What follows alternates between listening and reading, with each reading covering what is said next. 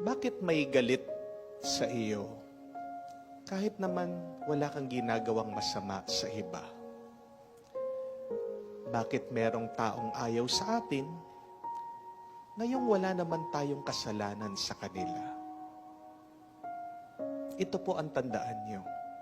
Kung sinisiraan ka ng iba, ibig sabihin, sikat ka.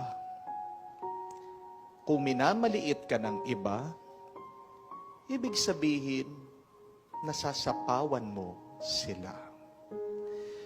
Hindi ka sisiraan ng isang tao kung sira ka na.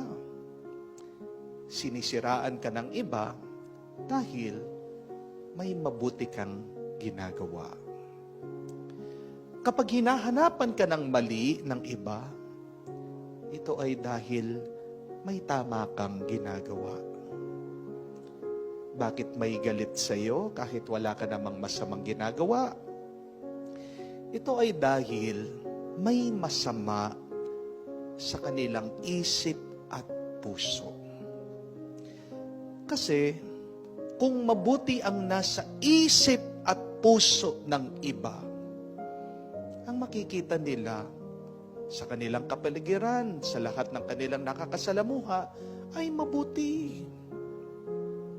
Kung mabuti lang ang laman ng ating mga isip at puso, makikita din natin ang grasya, ang milagro ng Diyos na nangyayari araw-araw sa ating buhay.